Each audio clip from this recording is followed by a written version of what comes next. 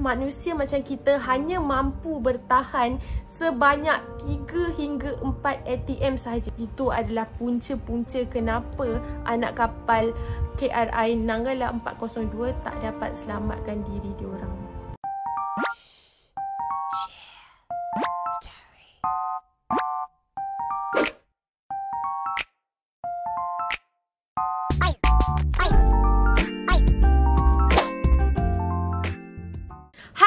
Assalamualaikum, welcome back to my YouTube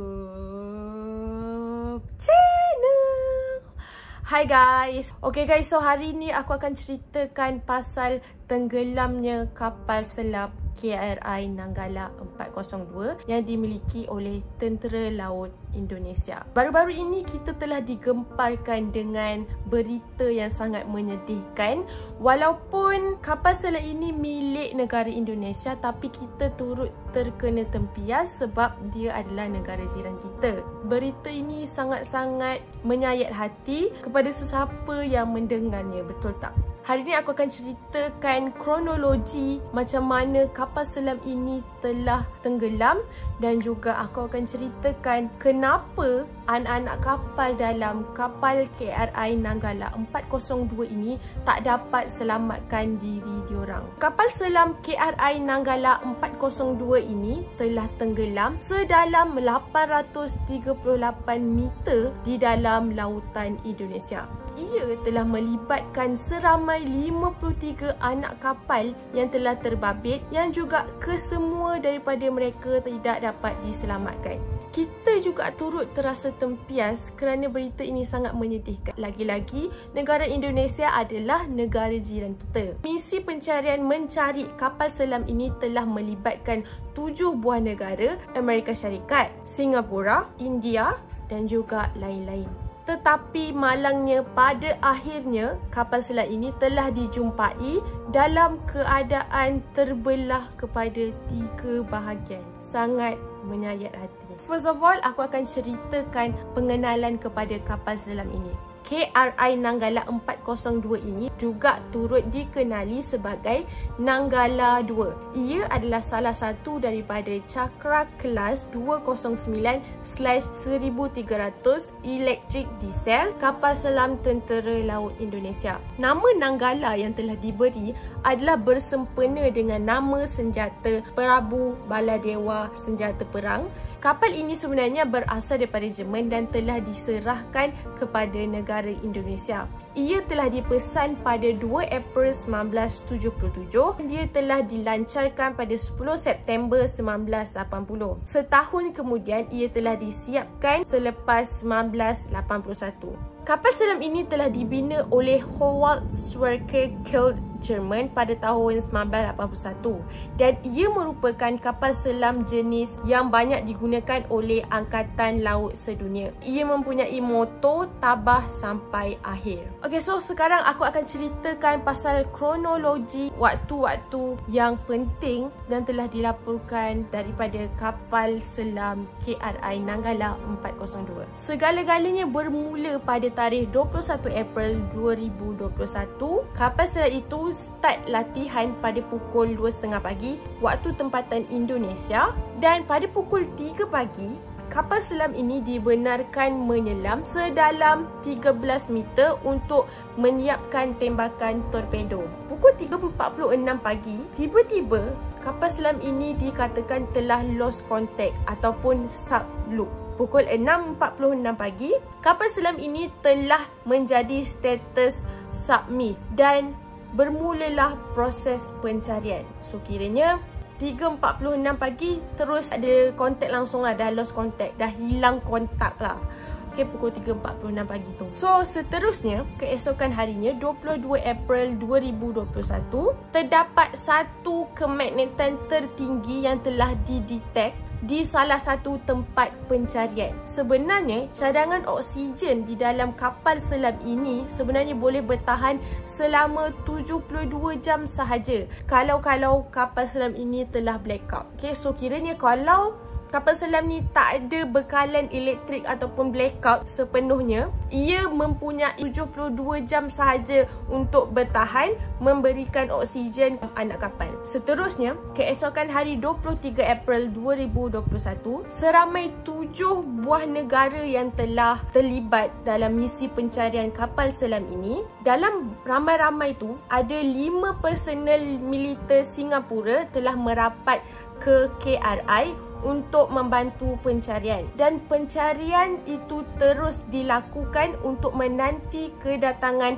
kapal penyelamat kapal selam. Pada 24 April 2021, ianya telah rasmi dinyatakan bahawa kapal selam ini, KRI Nanggala 402, telah tenggelam ataupun nama spesifiknya adalah Sabsang. Kapal selam ini telah menjadi status tenggelam adalah kerana diorang telah menemukan penemuan bukti otentik milik kapal itu seperti tabung torpedo, pembungkusan paip angin dan alat-alat dalam kapal milik KRI Nanggala 402. Dan akhirnya 25 April 2021, kapal selam ini telah ditemukan dalam kedalaman 838 meter dan ia telah terbelah kepada 3 bahagian dan juga terdapat bahagian yang terlepas daripada badan utama kapal tersebut.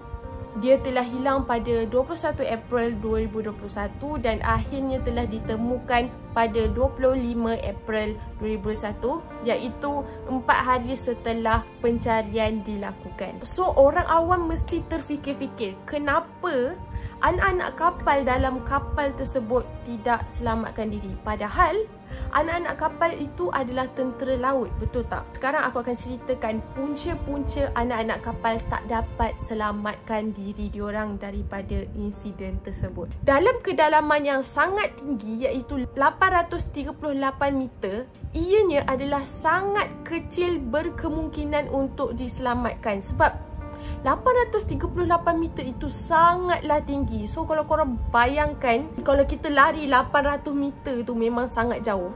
Kau boleh bayangkan tak dasar laut, 800 meter dasar laut dengan air yang mempunyai tekanan yang sangat tinggi. So macam mana diorang nak berenang ke permukaan? So sekarang ni aku akan ceritakan kenapa diorang tak dapat selamatkan diri diorang dan kenapa diorang tak boleh berenang ke permukaan laut. Untuk berenang dan juga untuk melepaskan diri diorang daripada kapal selam itu sangatlah susah dan ianya sangatlah tak mudah.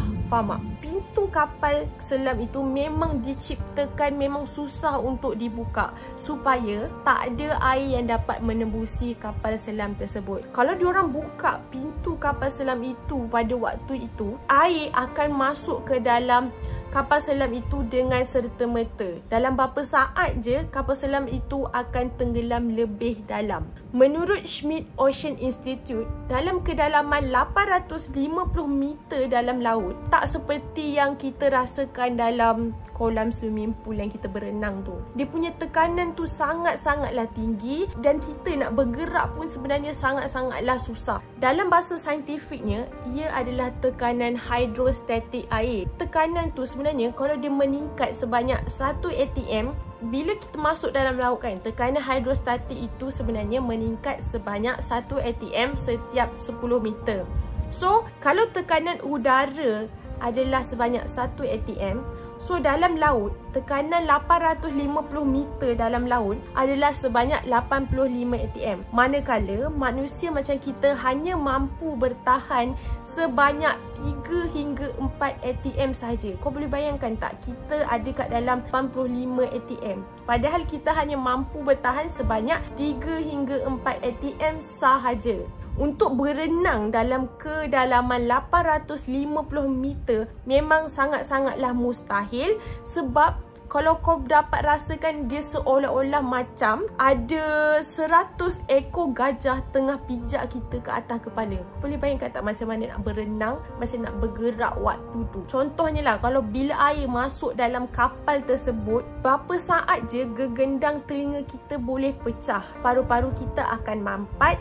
kita akan rasa sakit, pembuluh darah kita, segala organ dalaman kita dan luaran kita akan hancur. So aku boleh bayangkan tak macam mana perasaan anak-anak kapal pada waktu tu. Memang tersangat-sangatlah merisaukanlah waktu tu. Kalau kita dekat tempat diorang pun, kita pun tak boleh nak fikir apa benda yang kita boleh buat waktu tu. Itu adalah punca-punca kenapa anak kapal KRI Nanggala 402 tak dapat selamatkan diri diorang.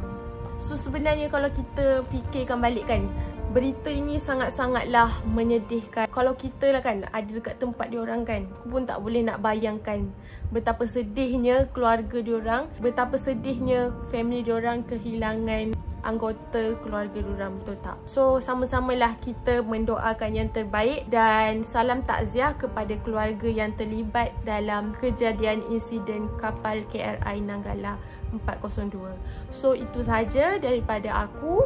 Terima kasih sebab tengok. Macam biasa kalau korang suka video aku, jangan lupa tekan like dan jangan lupa tekan subscribe. So guys, aku rasa tu sahaja untuk video kita hari ni, and I hope I will see you guys again in my next video. Kita doa yang baik-baik. So tu sahaja. Bye. Assalamualaikum. Jaga diri and always stay safe. Bye.